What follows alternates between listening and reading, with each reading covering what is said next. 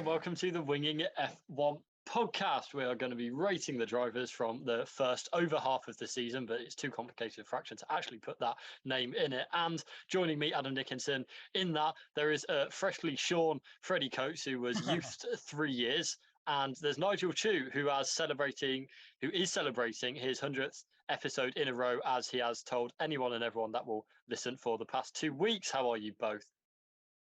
I'm very good. I'm glad you think I'm 3 years younger, considering for the whole time I've known you, you've been going on about how old I am. So that's a nice change. And I'd like to congratulate Nigel on our consistency. Yeah, consistent. That is my middle name, because that's why my middle names begin with C. But yeah, I'm very well. A bit tired. They do begin with C, no? Do you know my middle names begin with C? That's what the consistent stands for. But yeah, it's not like a myth. It's not like, oh, I wonder what the C stands for. Some people won't know. So many people tuning in each week to wonder, I wonder if Nigel's going to say what his middle name is. I wonder if it's going to be one of the grades. When he gives a C to Pierre Gasly for his season, he's going to be like, oh, consistent like my middle name. Like what? Like an Easter egg or something. I've got to apologise though, because we were meant to do this podcast on Monday, but then I delayed. Then Tuesday, then I delayed. Then Wednesday, then I delayed. So we're doing it on Thursday, so it's a bit late. So sorry we didn't have a podcast earlier. That's my apology. Okay, thank you. Yeah. I accept your apology. Thank you. I do as well, because we're a forgiving environment here on Winging It. But without further ado, let's get into it. We're grading the drivers on A star to U. Will there be any U's? I don't know. Will there be any A stars? Probably. But we're going in reversalogical driver championship order, starting with the Williams pair. Oh yeah, I forgot about Hulkenberg. Oh yeah, I forgot I didn't grade him. Oh no. Well, I haven't graded anyone yet. I'm doing this all on the fly. Okay, well, let's grade Hulkenberg quick. Well, for what he did, he was absolutely brilliant again as a super sub. So I'm going to go a solid B. Yeah, I agree. B, because he consistently outpaced Lance Stroll and only got in the really weird new car at the race weekend. Didn't even get testing. Going to give him A star? No, not really. I'm going to give him B as well. For the reasons you said. But now we can get on to the regular drivers from this season. Will it be a step down? I think so, because first up is Nicholas Latifi. Freddie, is it a step down from a solid B for Hulkenberg? Yeah, I mean, there are points in the season where I was thinking, Latifi's the closest to giving just a straight out F you can get with the driver, but I think he's clawed it back. There's been a change of his chassis that did actually kind of show his performance a bit more, and he got into Q3 in Silverstone when they changed his chassis. So I don't know if there's something. He seems to be pretty adamant there was a little bit of just a weird inherent problem in his first chassis of the season. Granted, he crashed in Bahrain and Saudi Arabia, which wouldn't have helped any difficulties the car had with itself, because it would just surely exacerbate any small hidden cracks and things like that. But I think he's got to be an E. His pace has been pretty poor. He's had a few flashes. His Q3 in Silverstone was genuinely excellent and was a really, really good performance. But his pace and his general sort of race intelligence hasn't really lived up to the mark, unfortunately. Yeah, I have to agree. I think it's an E. I think there's been some big gaps between teammates this year, but I think his is the biggest. It's probably on average about half a second, I think, in qualifying, and the race is pretty similar as well. And it's a shame. Well, is it a shame? Well, it's definitely a down step from last year where he, was okay. He showed that he probably deserves just about to be on the grid, but this year, unfortunately, it's gone the other way, and I'm definitely, on pure merit, he shouldn't be in F1 at the moment. That's unfortunate, but that's just the way it is. There has to be a driver at the bottom, and it's him. E for Formula E, which will be where he's racing next year. No, probably not even that. No, but he's not good enough for Formula E, in my opinion. Well, he's going Formula E speed at the moment in a Formula 1 car, so it's not looking good. But yeah, I am giving him an E as well. Yeah, I think I echo what you said, especially Nigel, that last season there did seem to be signs of promise, and that has just seemingly fallen off a cliff at the moment. And yeah, it's not like you say, someone's got to be the worst, and I think it's him. But I think he's on the bottom grade anyway. Moving on to Alexander Albon, who Nigel, like you say, he's got one of the biggest deficits to his teammate. That is Alexander Albon. I'm torn between a B and an A. If we were doing B pluses and A minuses, he'd be around there. But we're not. So I'm going to go with B because I don't want to overinflate. But yeah, I think he's been fantastic. Really, I think we said this when he got his contract renewed. If you were looking, if you could really put out on a checklist about how the season would go, just from a driver's point of view for Albon, it would be basically how it's gone. He's re-established himself as a quality F1 driver. He's moving away from Red Bull Albon and not even back to Toro Rosso Albon. He's making a new Williams Albon, which is better than both. So yeah, I think it's been really strong from Albon. He'd hope to get more points on the board, but the Williams kind of isn't looking great so far. But aside from the points, then it's really been kind of everything he could do. Yeah, I think it's B as well. Absolutely. There's every year there's one or two drivers who kind of change, who my opinion of them change like a lot. Last year it was Russell and Norris. This year it has to be Albon. We all know, anyone who listened to the podcast for the first 6 months would have heard me slating him every single week, and it was pretty bad at times, even I'll admit. But he's been absolutely brilliant this year in that car. It's a bit difficult to compare him because Latifi has been so poor, but he can only maximise what he's got, and particularly in early parts of the season, I think Australia and Spain or Miami, one of those or two of those races. Got points. There we go. His pace was really good. He was right in the midfield fight. So yeah, he's taken great confidence from that, and I think he can continue this for the rest of the season as well. I think what's been really impressive with Albon, I'm also going with a B, by the way. We've been equal across the board on all three drivers so far. So far, what's been really impressive is how quickly he hit the ground running as the team leader in that team. And Williams, granted, he's got points finishes, but Williams haven't really helped him get those points finishes. With the car this year, they should have made a better step than they have, but this isn't the ranking on that.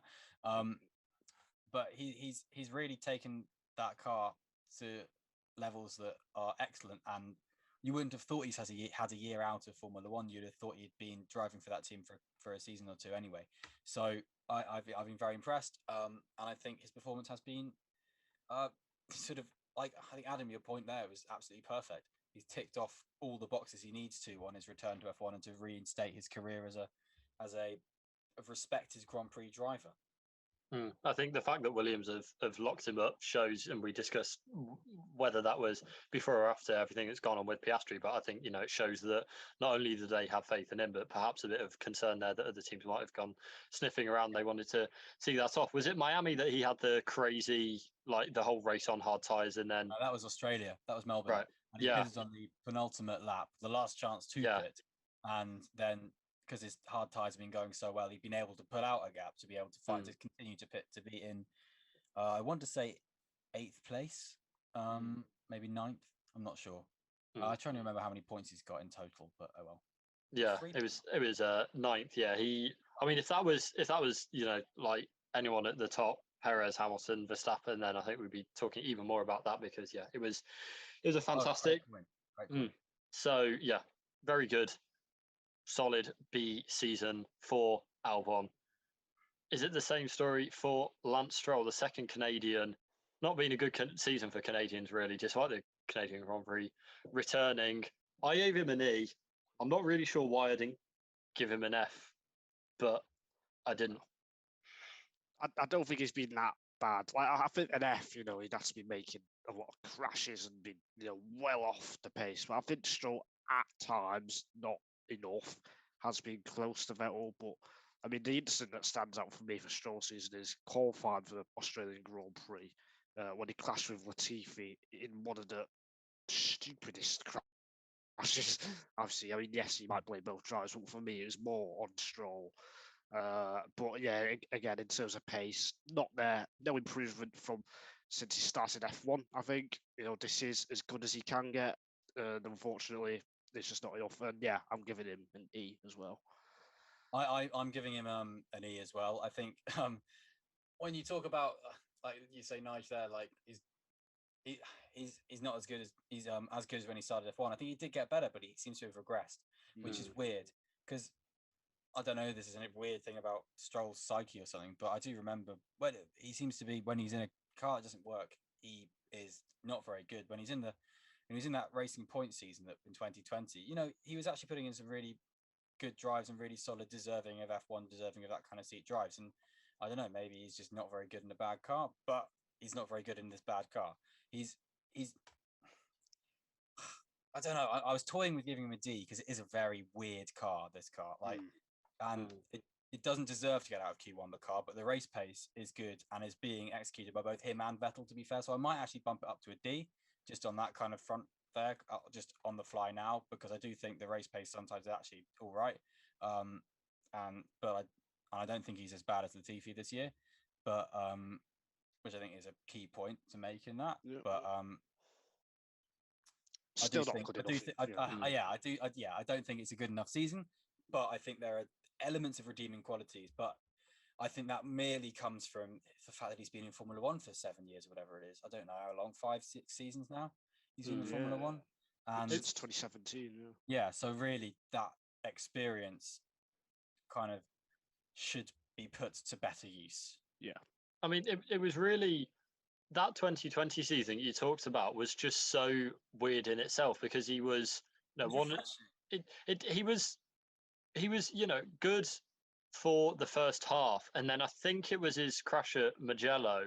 I think it was after Mugello he didn't score any points, or he barely scored any points. He had obviously, COVID, it was and came back and wasn't as fit. And I do think there's an element of that the COVID probably did play a part in performing a bit worse.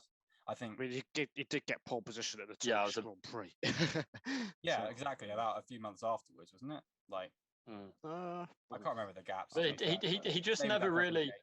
But bar that one Saturday, he never really recovered from that, which was weird. And then that's just stayed until now, which going into 2021, then it was like, oh, well, maybe, if he has recovered from the long COVID that did affect his season, then he might be back, and he just never was. So, yeah, a bit of a weird driver. I'm kind of tempted. I think I can't read my own notes because there's a few scribbles over them. I think I put him down as Ian Latifi as an F, and then bumps Latifi up and meant to bump Stroll up as well, and didn't. But yeah, ED doesn't really make a difference. It's still not good enough. Yeah, still a low grade, deserved. Yeah. Guan Yu Zhou is next up. He's impressed me, actually, to be honest. I think considering where it's a weird one because he's impressed me and unimpressed me at the same time, which is so Zhou Guanyu. If you look back at his Formula 2, 3 seasons in Formula 2, he was impressive and unimpressive in all 3 of them. And he's done that at a good level in Formula 1. If that makes, as the Alfa Romeo has kind of got worse, he's got better, which is kind of, if that makes sense. So kind of like his trajectory as a driver has been better, but unfortunately the points aren't there to show for it because obviously as a new driver, the lack of testing, he wasn't able to hit the ground running in a way that Valtteri Bottas was. But if that car was as good in the pecking order now as it was in the first 3 or 4 races, I think he would be performing really well in that car because I think really since sort of Canada, Baku kind of time, he's been doing very well. So I think it's a 2/3 of a season of 2 halves. Where the second grade are you giving him? Well, exactly. What grade am I giving him? I think I'm going to give him a rookie's C, which is D, satisfactory. I'm going for a D. I don't think I think the expectations of him were quite low. And I'm thinking in terms of rookies that have joined F1 over the last 10 years, let's say. Is he average? Possibly. But I think he's just a bit below the average rookie season for me so far. I think he can definitely change that because I think you're right. He has found a bit of form. I don't think we've seen the consistency of it yet. Like at the last few races, I don't think he's been as good as he was in Baku when he broke down, unfortunately, in those kind of races. But certainly earlier in the season, he was well off the pace. So yeah, I think that's why I'm going for a D. I think the run I kind of allude to is kind of like Canada was very good. Baku should have been very good in terms of result. Silverstone, obviously, the crash was there, but the pace was also there before the crash in qualifying. Austria, I think he was pretty good from memory. I'm not really sure. Especially after that crash as well. Actually, exactly. thinking about it, because to come back from a crash like that, so that is a good point. I think that's something. After Canada, he didn't really have another clean weekend where everything came together until Hungary. And actually did pretty well at Hungary. He was kind of mid Q2 and then finished just behind the McLaren Alpine battle, but in a race where everyone finished. It's kind of not too bad. So yeah, I put him as a C as well, because I do think it's been a solid. I don't think it's any worse than, say, Schumacher's debut season last year, as an example. I kind of think it's. I think it's better than that, to be honest, personally. Yeah, I think it's. I would say it's about average. I think maybe the average rookie season has been bumped up by Albon, Norris, and Russell maybe coming in, and there's been a few good rookies recently. But actually, when you push it back a bit further, then I think he's been about average or above average. I think he did come in with a lot of F1 car experience from memory. He had a fair old whack at Alpine, but you can't take. I'm not counting that against him, basically. So yeah, I gave him a C. I think it's been solid. Given the expectations, I think he could have done a lot worse, basically. Yeah. Well, that's fair. And no, it's not Schumacher. Yeah, it is Yuki Tsunoda, who I gave a B, because I think he's had a mostly good season, but he has had a few high-profile mistakes. I don't think it's that controversial, Nigel. I know you're gaping, but I don't think. Yeah, but some of the mistakes, like the Canada one out of the pit Canada lane, one marked it down. that was awful. I mean, I've given him a C. It's only one grade lower, because I think his pace has greatly improved this year. I think he's matching Gasly on pure outright performance. The AlphaTauri is impossible to read for me. I can't tell how good it is this year. But yeah, it's just those mistakes, which is why I can't give him a grade higher than a C. But pure pace, which is the most important thing in F1, I think he's earned the right to be on the grade, I guess. Yeah, yeah. I guess. I said it in our silly season podcast that I think his performance has actually been really good relative to Gasly, and in comparison to the car last year, he's in a better car last year with a bigger gap. He's got more pace relative to the field in a worse car, which I think is very testament to his pace. But the mistakes are still there. He's pushing a little bit too much, and I think which is a hard thing for me to say, like pushing too much. Piss off me. But anyway, the crash in Canada, mark it at a C, because he threw away points with that one in a really nice position as well, in my opinion. So yeah, he's just got to stop making these mistakes, and then he could be a pretty decent driver. See, for me, what you're all saying there about how he has made such a pace leap forwards, I think if he cut out the mistakes, I think he'd be borderline A candidate, especially if he was in an AlphaTauri that had the pace of the last couple of seasons, where it's been to be borderline A, you'd have to be beating Gasly, which he's not. Yeah, he's not. I think to have made that step. So for me, he's like a B plus, and then the downgrade from the mistakes take him down to a B or a B minus, which is still a B. So that's where I'm coming from. I think I do think he suffered as well from the car not being as competitive. On to someone we've already mentioned, Mick Schumacher, who had a rather large dip in the middle of the season and has been slowly coming out of it. I gave him a C. Fair enough. I gave him a D.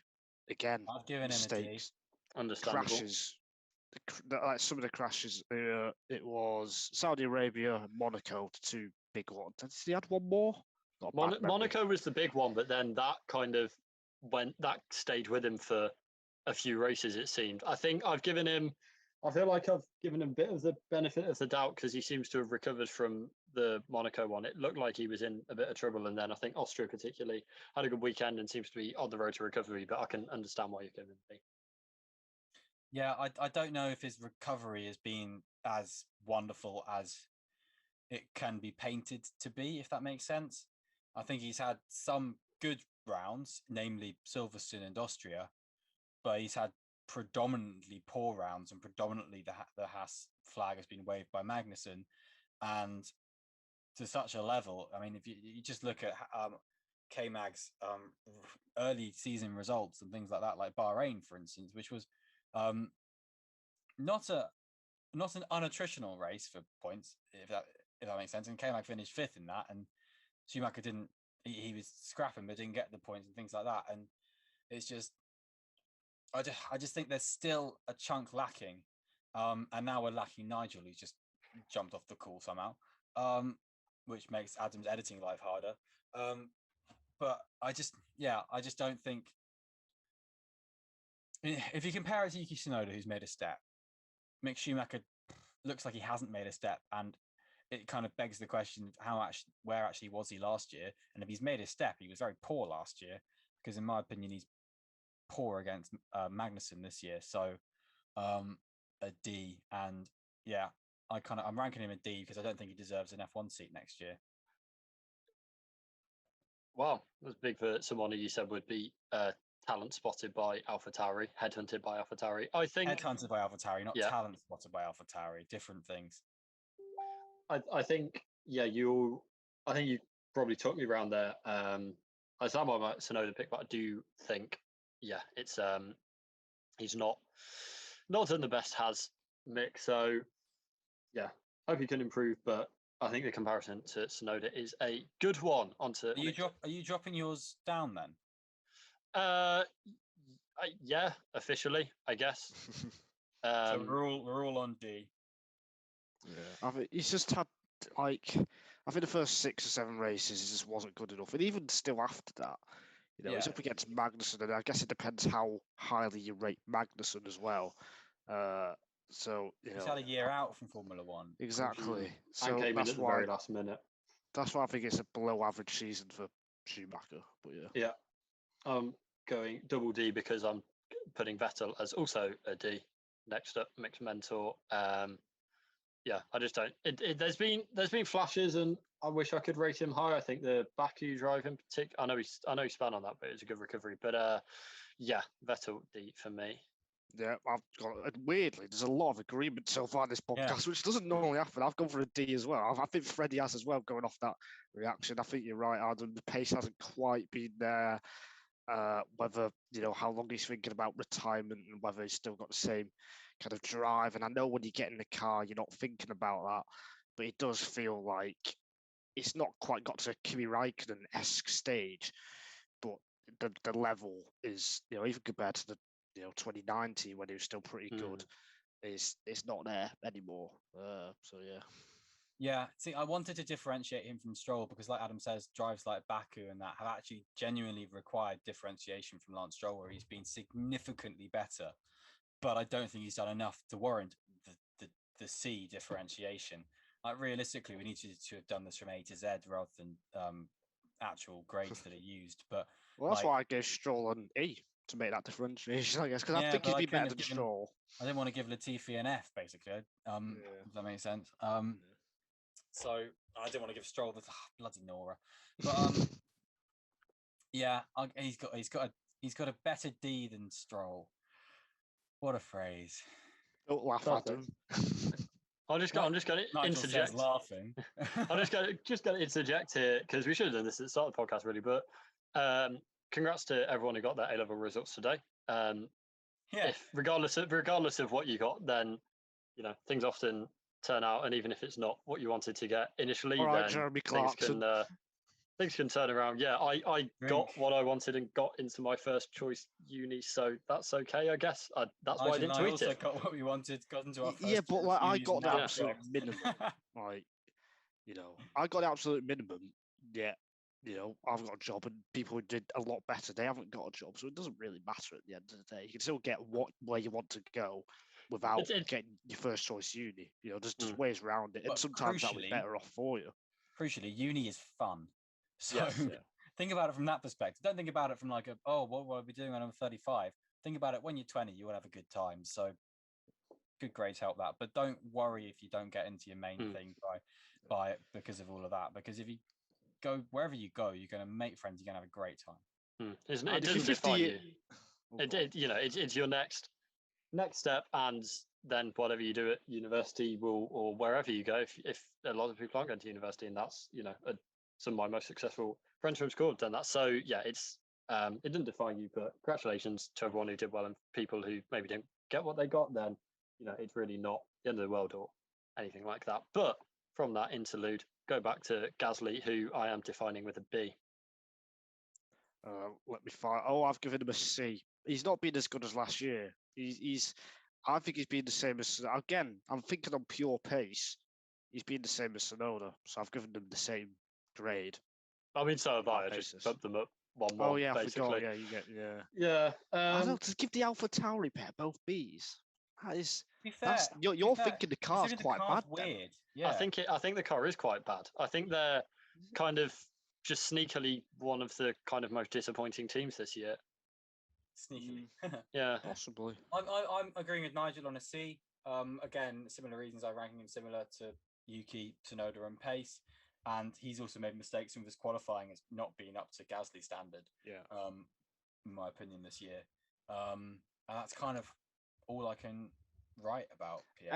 Are we thinking Gasly's dropped off or Tsunoda's improved or both?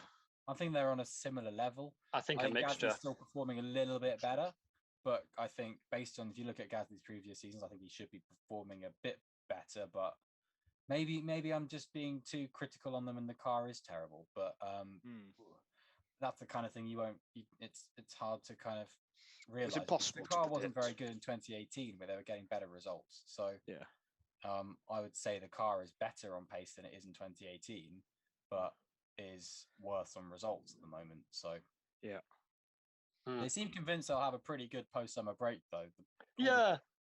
All the words coming out of the team. So hopefully, with all the sort of flexi floor stuff that's going on, which is too complicated to go into now, but hopefully with all of that, they're pretty confident that they'll be chomping at the bit a bit more. Well, I think every team's confident, aren't they? Because it's a first season of these regulations, so everyone's going to bring a massive upgrade to Spa. So it's just who's going to bring the biggest one, and is it going to work? So I'd hope every team's confident. If I was a team member, the driver that needs to bring the biggest performance upgrade to Spa is Daniel Ricciardo. He's hoping he will have that natural reset and then come back. But what have we ranked him for his first 13, 20 seconds of the season? I've given him a D. I think I gave him this grade last year as well. I think he's improved slightly, perhaps. I don't think it's been as bad as last year, but it's not enough to jump to a C. He's simply just well off the pace. And exactly this time last year, I said he's got no confidence. His head's gone. Nothing has changed about that, even with the new regulations. For a driver of that caliber to be performing that bad, unacceptable. Not just really poor. And is it going to change? It might. He might have a few good results, but is it going to be consistent? I would put good money on saying no, unfortunately. I've actually given him an E because he's not any better than he was last season, I don't think, and I think he needed to be.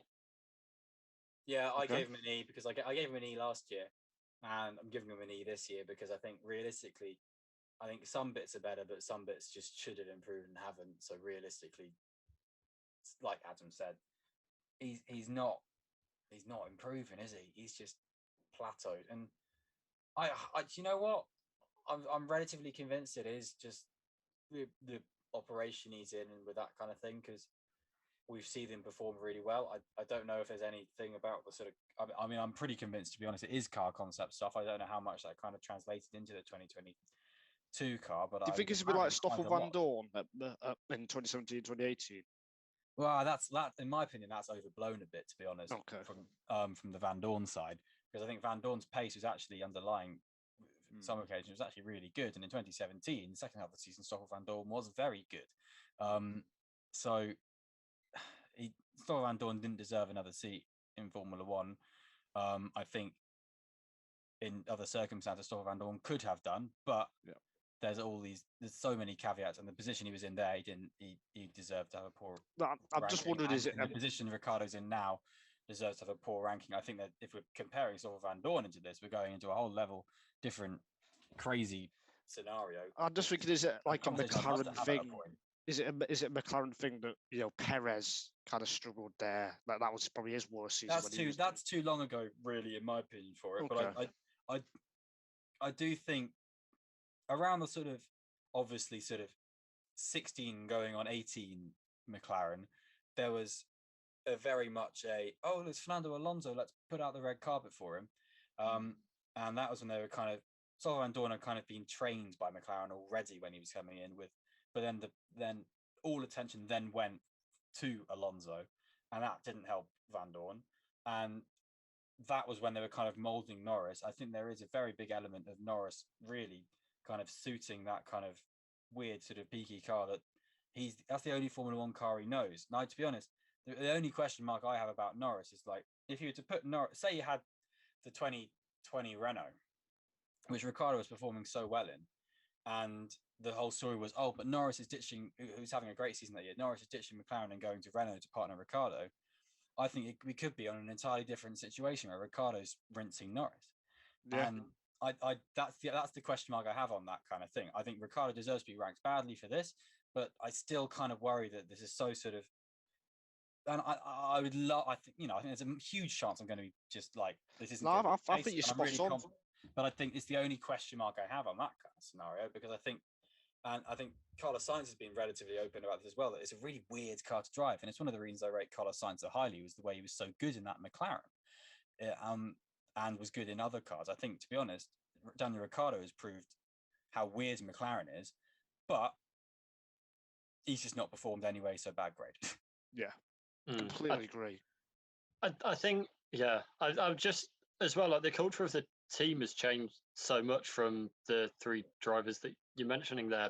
It's really different eras for the team, even in the space of a decade. So I'm just not, I kind of agree with Freddie. It's not, it could be, I don't think it's inherently a problem with Ricciardo, but it is, he's just, I don't think that excuses him really.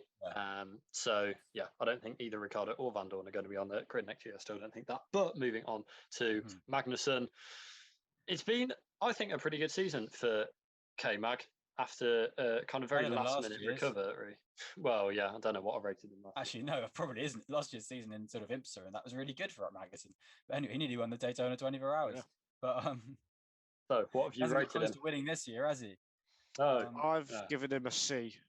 I don't think it's been as good as I guess most people say. I think I don't think I've never been one to seriously rate him. I think that's my problem with that. And that, for me, drivers don't, in general, they don't change too much once they get to like a certain age. And I just think Magnussen. No, in terms of the level, they don't improve. Like in 2018, this is the same Magnussen 2022 as 2018. That's what I mean. And back then, I think he was pretty average, and I think he's pretty average now. I disagree with you on that. Drivers get better and worse and things like that. I do think drivers genuinely can get better at different points when they're getting older and things like that. I think you see a whole myriad of things like examples of that, which take too long to chat about now. But that's a entirely different conversation. But I kind of agree with a C for Magnussen, because I do think it kind of leans into a few things with Nick, of obviously underlying sort of lack of getting the big results sometimes that Haas definitely deserves. I think there is a bit of Magnussen in that, but I do think he's been wholly better than his teammates, so I have to rank him above that.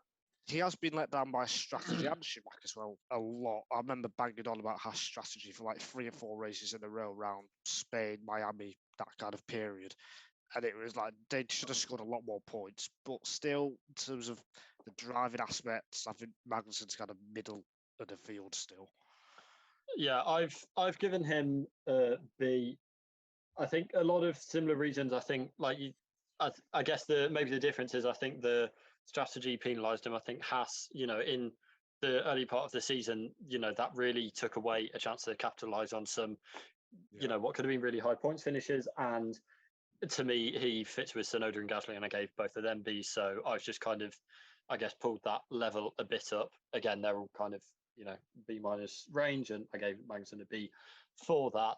That's my thinking on him. Into the top half. Woo! Hey! We're halfway.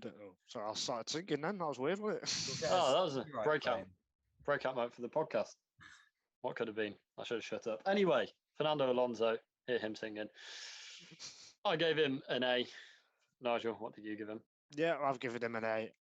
Well, not out. I was going to say outstanding, not outstanding. Very good or great. Outstanding. So I think he's been miles better than Ocon. The points do not show it at all. He's had more bad luck. I think, and Ocon's not a bad driver. For me, Alonso's been top 4 driver this year. I think top 4, top 5 driver. So that's why I've given him an A. Yeah, I'm going to go A because there have been imperfect moments, but there have also been excellent moments. And I think it's the first driver we can really say on the list who's had excellent moments. And I think, you look at Canada qualifying and things like that. So I think the only one thing of the performances of the season so far, that you look at the Canada race and you think, not. Yeah. Like, yes, there were power unit problems, but the way he dealt with them wasn't great. That's Alonso. Yeah, but but you can't. That's part of the rating. Fine. We're rating That's Alonso. Give him an A. That's what we're doing. So I might be talking myself to a sort of A/B / here, which is a cop out. But just no, we're not allowed those. Yes, we are. No, we're not. I make my own rules, and I'm giving myself a cop out A/B. No, I'm giving him an A. Because, to be honest, some things just were great, like Monaco just going slowly. Fair enough. Yep, very fair. Valtteri Bottas. Ultimate pace, of course. Yeah. Yes. Valtteri Bottas up next. I don't know. It's kind of been a weird season for Valtteri. Nigel, what did you rate him? I've given Bottas a C. I gave Joe a D, Bottas a C. I think recently, I don't remember much of Bottas, to be honest. Yeah. It might be my fault. So sorry, if I've not been watching the races closely enough. Yeah. But definitely early. Sorry, as early in the season, he's definitely seemed a lot more competitive. And the gap to Joe was a lot bigger now. That could just be Joe improving more. But I would still expect someone like Bottas, who's been around for, this is his 9th season now, to be beating Joe quite comfortably at nearly every single race, and that hasn't happened over the last 4 or 5 races, I'd say. Or I'll argue a bit longer, perhaps. So yeah, I'm giving him like a high C, I guess. Yeah, I've got to bring. Oh, you go. I was going to say he's not kind of Raikkonen in the going to AlphaTauri, but as Alfa Romeo. Yeah, I gave him a B. I think that was probably based off a lot of the first part of the races we're analysing, because like you say, I haven't really noticed him, but I've equally not noticed him for bad reasons either. So yeah, I went B. Yeah, I'm going B, and I'm kind of coupling it with a lot of what I've said about Joe already, was that Joe was better when the car was worse, so I've ranked Joe highly, but I think Bottas was good when the car was good. Yeah. But now the car is worse. He's kind of at the level of the car. He got Q3 in Hungary and stuff like that, so he's still performing at a level. But when the car was good, Bottas was there, and I think that should be rewarded. Yeah. And another driver who I think we might disagree with, Esteban Ocon, sitting 8th in the championship. I gave him a B because he has brought points home, but I feel like Nigel might disagree with that. But we'll find out. No, I've gone with a B as well. I think Alonso's been better. Yeah, Great. Alonso's been better. Like Ocon's got more points, yes, but Ocon has been a lot more fortunate. He's maximised. Well, he's not even maximised. It's because if Alonso in some races has just been faster, so I can't even say Ocon has maximised his car. If he, Alonso's shown more pace, and only to break down like he did in Saudi Arabia, for example, after that amazing battle that they had. So for me, Ocon, he's not. I don't know. It's a weird one. Over the last 12 months or so, his stock has just stalled. He's kind of locked in at Alpine, and he's not really had those moments to kind of shine. And I know he's not had, apart from winning a race, arguably not had the car to do it. That's why I said 12 months, just about in the time window. Yeah. So, it's a strange one. But B's still very good. So it's considering I've given a lot of season Ds. B's still pretty good. I think a B. I think Ocon's deserving of the seat he's in. I think he is performing at a very high level. I think Alonso's just performing at a very high level. Yeah. Basically, I think if you look at Ocon's races, he's really, he's getting the race pace. He's getting that car into points positions, and he's doing the job he needs to do in that position very, very well. And I think that's exactly what he needs to be doing. I think, his underlying pace sometimes is a little bit off compared to Alonso. Like, you think to Australia, I mean, we were all talking about, Alonso could get on the front row, and realistically he could, but Ocon was never in that conversation and things like that. But Ocon is reliable enough for that to kind of be, the good position for him, if that makes sense. So it's kind of like, he's not the superstar. He's not gonna pull this car into the ridiculous realms of opportunity, but the opportunities that are there for him, he will take and get. I just think I don't think he's lost a bit of speed. I just think he's maybe not as fast as I thought he was a couple of years ago. It just seems I feel like qualifying was one of his big strengths when he joined F1 in his first 2 or 3 seasons. But now, he's out. I think he's being out qualified 7.5 to Alonso or something like that. Which I think is actually a very good record. To be fair, but Alonso's weakness is qualifying. I'd argue. Oh, come on. If we're going to talk about weaknesses for Alonso can sit and say, I'm only 9 out of 10 in qualifying. That's what he says. Yeah, he's right. Well, yeah, but I mean, we're not talking about Ocon as if he should be trouncing Alonso. We're talking about him as if he's up but to get to that top bracket, I think he does need to show a bit more pace, raw pace. Yeah, but he's still performing very well. Yeah, it's weird we're arguing, but we've given the same grade. It's weird. I like it. Yeah, I think you're sort of suggesting why Ocon's not Fernando Alonso, which is kind of agreed. But I'm saying, but that doesn't take away from Ocon as a driver. Yeah. I like that. Well, one thing that's weird to me is that he seems to have fallen off a bit in wet, especially wet qualifying. Like, I don't kind of the first year and then 2020, 2018, 2020, he was, one of the better wet weather drivers. I think in the Styrian Grand Prix qualifying, then he did really well. But that's got 3rd place in 2018. Yeah, and that's just disappeared now, which I think is really strange because usually it's something you either have it or you don't. So that's kind of a kind of weird question mark for me. 18-inch Pirellis, that kind of thing. It really depends on the tyres, and that kind of stuff can seesaw all the time, obviously. And wet tyres aren't good. But it's just, being able to pick out. It's a great point, but I don't know. I think we need to look at this in more detail, really, to be honest. I don't know. The kind of innate skill doesn't usually leave drivers like that. It's strange, but having said that, I have given him a B, and we are arguing over nothing. So moving on to Lando Norris, who I've given an A, and then I've written star in brackets after it because I was thinking, if I'm going to give anyone else an A star, it'd be him, but it isn't because I've not given him an A. Fair enough. I've given him an A as well. I think he's not quite had the same quality of car this year, but he's performing just as well. Maybe he's slightly below, you could argue. But he's absolutely obliterating Ricciardo, isn't he? So yeah, it's just continued on from last year. So yeah. It's the way he's beating Alpine for me. I think the Alpine is noticeably faster, or not half a second ahead, but I think it is a notable amount faster, and the fact that he's able to keep ahead of that, I think, really deserves credit. I completely agree with that. I think it's an A. I think he's obliterated Ricciardo. I think, what is it, 81 points to 19 points, is it? Or something like that, or 71 76 to 19, yeah. There we go. That's a walkover.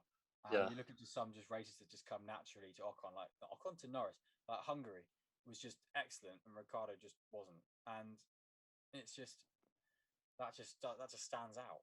And the McLaren notably has been a worse car this year, and it's been peaky, it's been seesawing all over the place. Look at where it started the season, and then like where it was in Imola, and then where it was mid-season again. It's up, down, and he's still been getting results from it. So I think that's impressive. Yeah. I think it's been a really good season from Norris. I think just again he's just showing why he's so good, and as we talked about the McLaren being potentially a tricky car or a tricky environment, for the fact that he's not had a problem with that really across all of his time. And to continue that form as well. Last year it was a surprise that he was performing at that high level, but it's just completely normal now. It's a surprise Yeah. when he doesn't perform, and that's probably only happened once or twice so far this year. This So, time last year, wasn't he still third in the Drivers' Championship? third. Wow. Yeah, I think he was. At least he was after he got his Austria podium, that got very normal. That it was Lewis and Max, and Lando was then the next driver. And I think obviously McLaren hasn't been in a position for that this year. Hasn't been in a position where he can qualify half a tenth off pole in the Red Bull ring, but he's still been performing well. And I think, to be honest, we can keep saying this over and over again, but yeah, he is. You are absolutely right. That is a pearl. I'd just forgotten that. It's fantastic. And yeah, like we said, it's not a surprise that he's great. He is just a fantastic driver. Another Brit, all the Brits in the top 7 in the championship. Can't say that for Canada. Lewis Hamilton. I'm interested to hear what you've got for this. So Freddie, what have you given Sir Lewis Hamilton Laber Leicester? It's a weird one, isn't it? Because he's on a run of 6 podiums in a row. But Saudi Arabia was dire. Imola. And he crashed in Austria qualifying. Yeah, exactly. So I'm thinking B. I've given him a B. Wow. I don't know. I've given him an A. Come on. Like, he's the last 6 or 7 races, outstanding. Yeah. I could argue he's been just as good as Verstappen. And I think he's, Australia, the safety car didn't go in his favour, so that's why Russell beat him. Miami, the safety car didn't go in his favour, so that's why Russell beat him. So those 2 races there, switched that around, and Hamilton's been doing better than Russell, I would argue, overall. And I know Russell's going to get a load of praise, but I think on pure performance, Hamilton and Russell are equal, and I think they've both been performing brilliantly in the Mercedes that we know in general has been slower than Red Bull and Ferrari. I'm convinced by that, Nigel, actually. I'm convinced by that. For me, I just think I do think it took him a bit longer than he'd have liked to get on top of the car. I think maybe from about Baku onwards. I don't think so. There's an argument to this, obviously, which is and Lewis has been very candid about this, actually, in my opinion, which I'd forgotten about, but now you've jogged my memory. The experimental setups he was doing were extreme, and he's gonna say that a lot to kind of bump up his kudos. But I think Merck haven't disproved that in such a way, and George hasn't disproved that, crucially, because he could very easily do that. But I think that'd be great for team harmony. Yeah, exactly.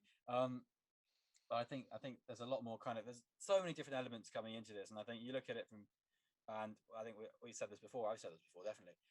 Comparing, a big step up in performance and position for George to a complete step down for Lewis, it's obviously going to counter it, and the way he's sort of come back from that, actually, to be fair, does deserve, in my opinion, marks. Go on, Adam, make your point, and I promise I will not interrupt. Sorry. Yeah, sorry.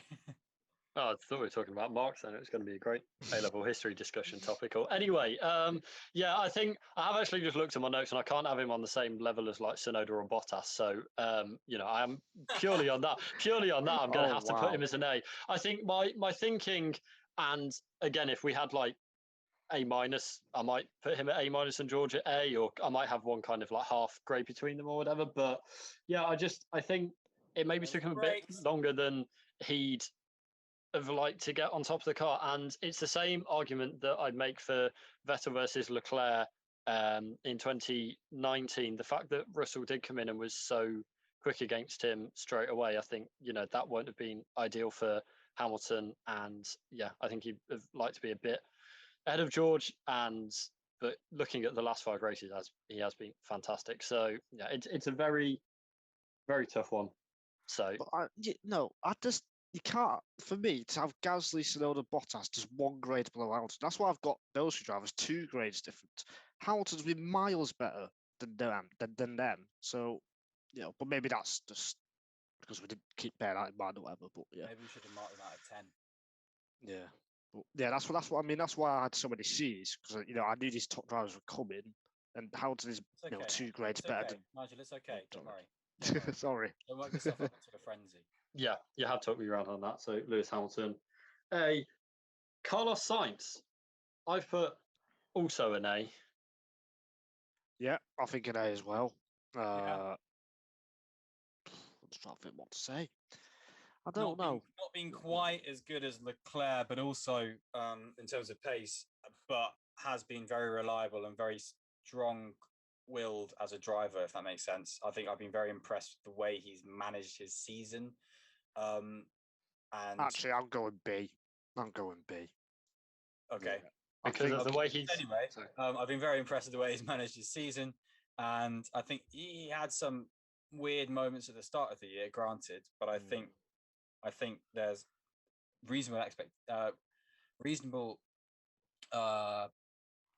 not excuses but answers to a lot of that. I think Australia wasn't good, but Imola he was punted, things like that. But he crashed in qualifying.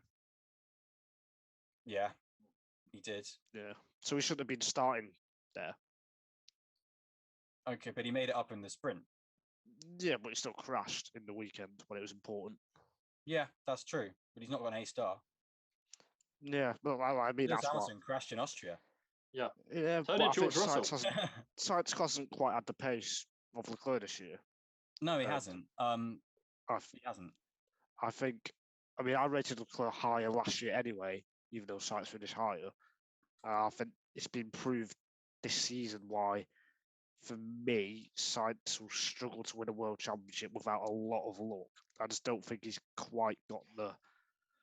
Oh, he's just not quite. Again, obviously he's very good. Like top 7, top 8 driver, but he's just not as good as Leclerc. That's wrong. Yeah, So, I completely agree with that. I just do think there's been elements of it where he's really proved himself and proved his guile as a racer. That's really personally really impressed me, and I rank that quite highly and things like that. So Yeah, I think it's just been a good, solid season, and at Ferrari where there's all of that pressure, he's been doing that. He's got a race win, even though he probably shouldn't have. But anyway, he still made it work. So, yeah, it's a weird one, but So Fred's gone A, I've gone B. What are you going for? I've gone A as well. I think. Oh, okay. But I agree with you, Nigel, that it's not. You need kind of a Rosberg style championship, really. But he's shown that he can push it to the edge, and I think, like Freddie said, he's not backed down, which is. And I think like Latifi, he had a chassis change at Silverstone as well, and since Silverstone, he has been a bit better than the three or four races before that as well. So I don't know if that's a factor, perhaps as well. But yeah, I've just suddenly remembered that. But I don't know that. The more you kind of delve into it, it's kind of like there are races where Sainz has gone missing, isn't there? Like Barcelona, what the hell happened there? I mean, he blamed that trip through the gravel. That was his excuse, whether you believe that or not. The gravel was his mistake, wasn't it? Yeah, I mean, Verstappen went through there as well, and he won. Yeah, granted, but that's Verstappen, who's going to get an A star from me. But anyway, and from all of you, we don't. That's not a spoiler. It's Verstappen. But it's kind of like I don't know. Maybe I'm in an R and dropping Sainz down a bit. Not maybe. I am definitely umming and ahhing. This is very clear. Umming and ahhing. Umming and ahhing about maybe dropping him down. Yeah. I've ummed and ahed and I've dropped him down to a B. Mm-hmm. Wow. I'm going to keep him at A, but again, I take on board what you're saying. I think it's pretty close. Will it be 4 A's in a row from me? Yes, it will, because George Russell is up next. And I think he's had a fantastic season stepping into that. Mercedes is just really, again, like we said for Albon, I think he's just ticked every box. He's had, taken the good fortune when he's had it, and when he hasn't, then he's still put in really good performances, and he's got the headline results. Yeah, I just think it's been a great season from George, and it's what we all hoped and expected he could do. Apart from Nigel, who thought he was overrated when he stepped into the Mercedes. So last year he changed me. Him and Norris, he changed me. Nigel, how are you rating him? I've given him an A as well. I think he's just been just as good as Hamilton, particularly the first 8 or 9 races or so. And even though he's been a little bit behind Hamilton, it is Lewis Hamilton, arguably the greatest driver that has been. So for Russell to be doing this in his first season. He's very good. And I think, I know it's only one race, but that Spain race, one question I had was, can he fight at the front, get his elbows out against the top drivers? And he absolutely proved that there. So that was a great standout moment for me. And he went on to finish third then as well. So he's got all of the right ingredients. If he wants to get the right car, he'll definitely win multiple races. Yeah, I'm giving him an A. I think there's been elements of just recent pace which has been a little bit off Lewis. Lewis has got a touch there, but that's fine because Lewis has been in that team for however long. And yeah, I completely agree. His lacking element throughout his whole 3-year stint at Williams was his racing at the start of races, which was so important. He qualified really well, but then you'd be like, oh, well, he's lost those 4 positions, or like, oh, he's behind Kubica, but what? He was always behind Kubica, it seemed. But he's got on top of that in an impressive way, in my opinion. And granted, there's a few bits like, I don't know, sometime like Australia, he was behind McLaren, Lewis was ahead, that kind of thing. And just a few bits like that which will come, and it's fine. Yeah. But how close? Like, why shouldn't he be an A star then? Is it just that those little bits where he has maybe shown, Well, it's not been as good as Verstappen, has he? He's not. No, but you can have more than one driver on that grade. Not for me. How grades work? You don't get one. You don't get one A star in the country. Well, no, I'm harsh. Grade rankings. I know we can only have so many people having so many grades, can't we?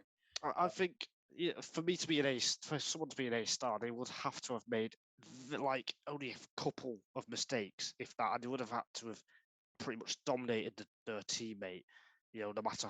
Okay, he's against Hamilton, fair enough. So maybe I shouldn't be saying that. Forget that for Russell, but for other drivers. But I don't know. I think he's still got more to go, and if he does get to that stage, then I can give him an A star. But right now, he's not. He's still got a bit to prove, I think. It's a hard one because, like, what he's proven has been very, very good. Like you say about Spain was, you think about that wheel-to-wheel moment with Verstappen, he kept him behind and stuff like that. You think about sort of just being able to manage that. Yeah, there's a few bits where he can probably claw a bit more, and I think it's kind of like A+, not A star from my side, if that makes sense. And I know we're just being grades, but I think for me it's like what you get, like an A.5. Not quite the A star, because there's clutches still that I think give him that. It's something you just kind of just can tell, if that makes sense. It's a really annoying thing to say because he's a 9.5 out of 10, but I don't know. And that get you an A star in most subjects. Like Silverstone, obviously Silverstone, the first lap crash. We're all thinking about Gilles, but it was Russell's fault for that. It's just no, don't bring that in. That was in my opinion, that was Russell's fault. And races like Miami saved by the safety car, and like Australia as well. That's why it's not an A star. Well, you've got a history of blaming Silverstone crashes on Mercedes when it weren't their fault. So, it was take that with a pinch of salt. It was Lewis Hamilton's fault last year as well. There we go. I think he's been fantastic from Russell. I didn't give him an A star, but I don't think there's many reasons why you shouldn't get one. I think he's been very good. Sergio. Oh, Nigel's just set off an atomic bomb in his room. Sergio Perez into the top 3 of the championship. Now, Nigel, now you are well lit. What would you give Sergio Perez? I'm umming and ahhing between a B and a C. I think I'm going to go with a B, 2 grades below Verstappen. Spoiler alert. I think, has it been better than last year? I think it has. Yeah, I think in general, overall, it's been better than last year. Do you think? It's just we are slightly, because I think last year pace-wise, he was further behind, and definitely the first 7 or 8 races this season, he was a bit closer overall, and he's had less bad weekends, I think, compared to last year. But I'm going to give him a B because I don't think he's in the drivers that we've just been talking about over the last 10-15 minutes. I think it's a really hard one because I do agree he's not been as good as Russell and Hamilton. I think he's been better than Sainz. I do think also he's had a better season this year. And I do think there's a lot of the fact that when the car was kind of just brand new, he really got on with that car so well and was performing well. He got poles straight out the blocks in Saudi Arabia and things like that. And he was performing really well. And Red Bull have been candid about the fact that the car and Verstappen, the car's moved more that way. And that's kind of been when he's fallen back. And I blame Red Bull more for that, to be honest. But it's a hard one because obviously you'd want to rank a driver who you don't want to rank a driver highly because of a limitation that is an obvious limitation. So that's why it's kind of like, I think it's a separate point for me, and that I think Perez could well be in a contention for an A result here from me if he was able to just kind of deal with that, but he's not, so he's on a B. Yeah, he has had a few, outstanding moments, and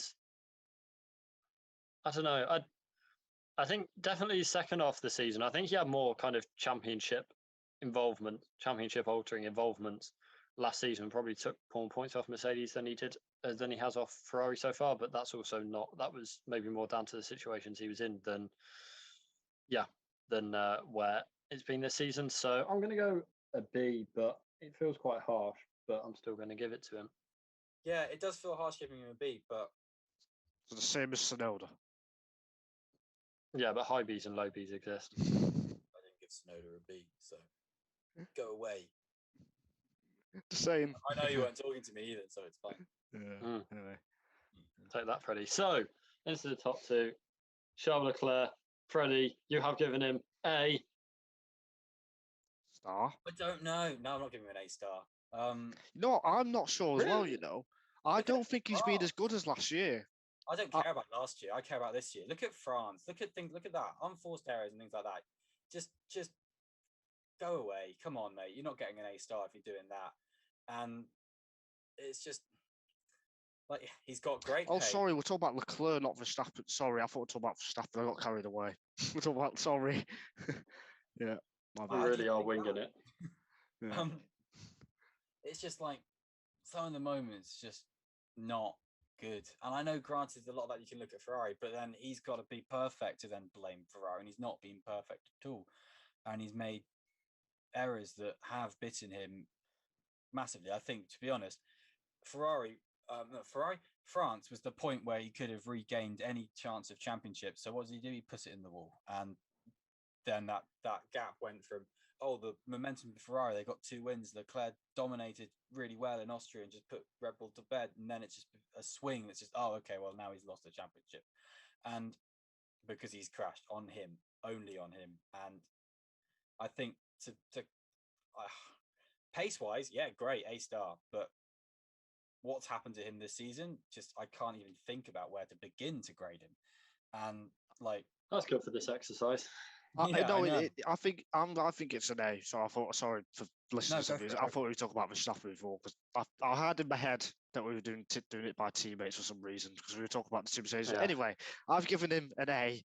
We didn't even talk about the Mercedes together. Yeah, Sainz was in between. Oh God, sorry, I'm tired, man. I'm working 50 hours a week. Yeah, I think it's an A. He's not. Is he ready? I'm going to ask this. Is he ready to win a world championship? Yes or no? What do you think? Yeah. Because I'm not sure. That's what I'm saying. A star, you've got to be ready to win a world championship.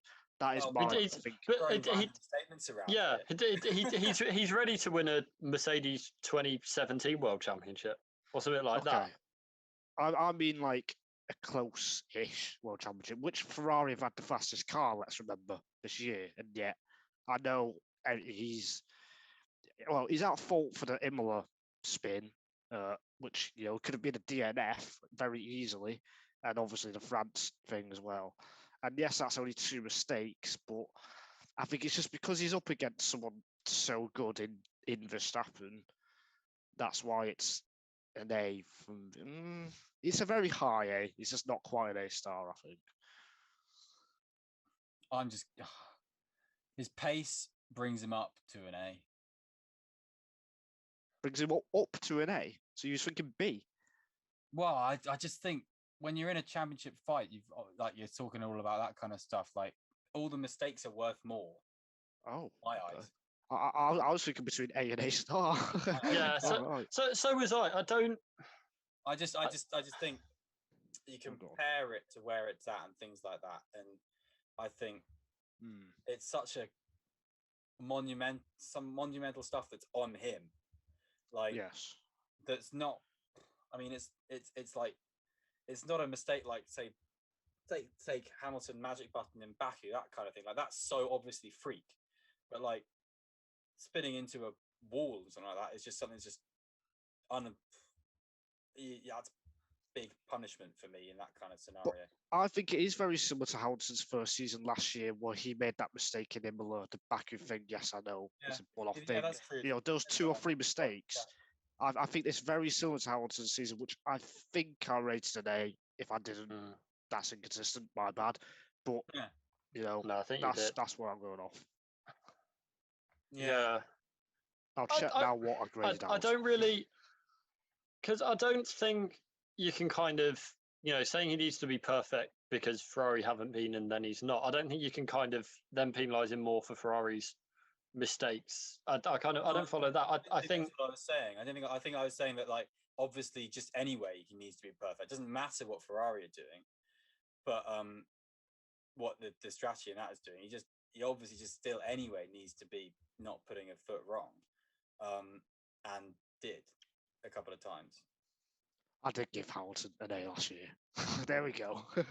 Yeah. Great. I'm happy for you. Yeah. Consistent. So So- what are you saying, Adam? It is tough, but probably going to give him an A. It's just a strange one. It's like, yeah, I think we've all discussed it and where to separate the mistakes, and yeah, I think it's been. I think it's a replica of Hamilton's season last year so far. That's what I'd say. I still think it's been a really good season. Like, I still think. Well, it's not been outstanding. It's not been perfect. Some of the performances he's had. I mean, he's a qualifying demon. The Bahrain race, when he's battling Verstappen, the way he handled that. He's the first driver to know, you can argue Verstappen's racing differently, but he's, right up there with Verstappen in terms of racecraft. And that's a massive thing because right now, I think most of the grid are not up to racing wheel to wheel with Verstappen and outfoxing him. But Leclerc showed in those first few races that they went side by side in Australia briefly after the safety car. Saudi Arabia, yes, he lost that race, but I think Red Bull had a slight edge then.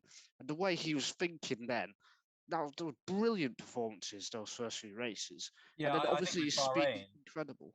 Bahrain, in my opinion, is more on Verstappen making kind of just think he should have thought a bit more rather than Leclerc out thinking him. To be honest, when you look at that, he made 3 attacks for Verstappen, and Leclerc defended him off easily. The same thing.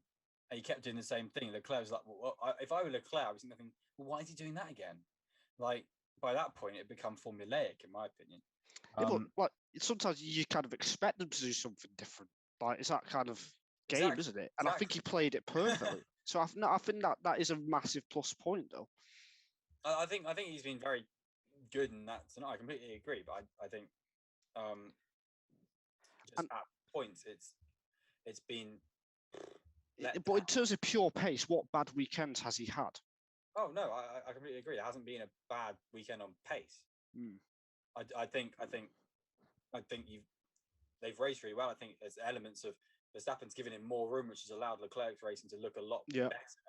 To be honest, there was some quotes that have gone around recently that Verstappen is basically saying, "Yeah, I'd have a beer with people from Ferrari. I'd never done that with Mercedes," which is very obvious on track when you think about it.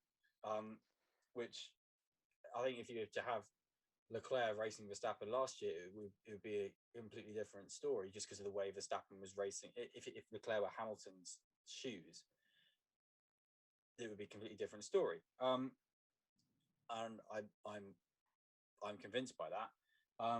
But anyway, I'm still giving him an A. Well, we are all in agreement at the end of the day. After all that, I think we will be in agreement for. I'm giving him an A.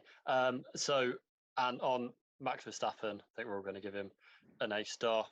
it's just been a great season. It's just been an outstanding season for Max Verstappen, and he's barely put a wheel wrong. And when he has, then he's been able to recover.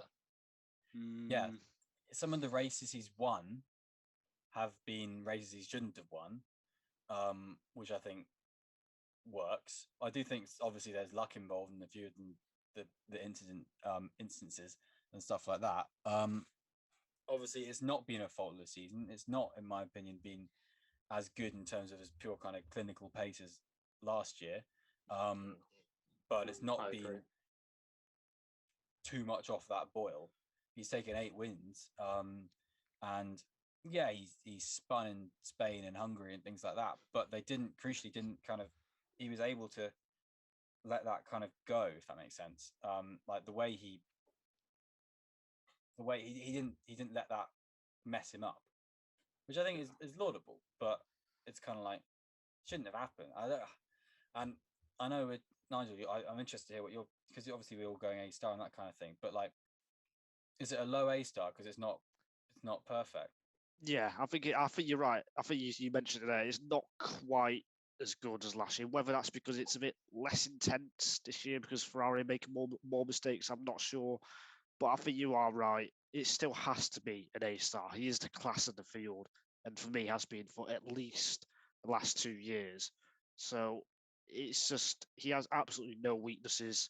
He barely has a bad weekend, and even when he does have a bad weekend, he's still beating Perez often by some margin. And this is Sergio Perez we're talking about, someone who's easily a top 10 driver and has been for quite a few years. It's just remarkable the level that he can perform at every single weekend.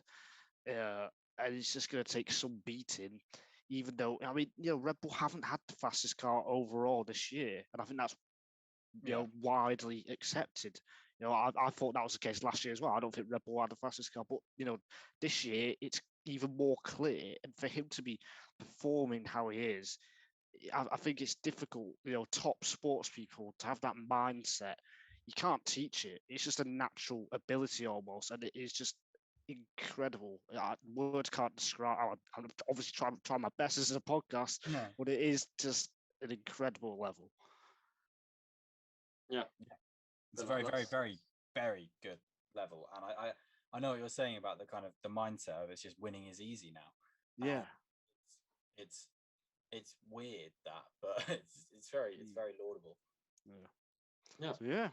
And we have lauded it with 3 A stars. So yeah, that is the end of our driver ratings. That's the end of our kind of 2-episode mid-season review, where we've done 2 of us have done the races and we've done the drivers as well, apart from Nigel going missing for like Gasly or someone, I can't remember. Anyway, yeah, thank you very much for listening. We will be back with a Spa. Tell us what you think preview on Twitter, if you or on the YouTubes where you are, or on the or wherever you're reviewing on a podcast. Because if you do leave a review on a podcast app, if you're able to, it actually genuinely does do well for us, and it gives us kudos in the podcast sphere. And obviously, that's what we want.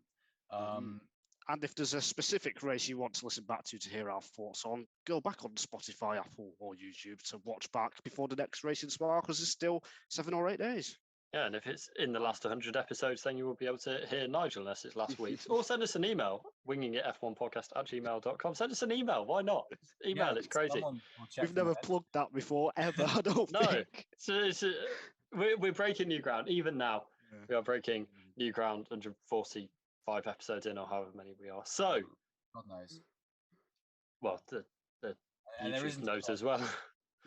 Our master doc knows. But anyway, thank you very much for listening. We will see you before Spa. But yeah, goodbye. Thanks, guys. Bye. Off the cursor.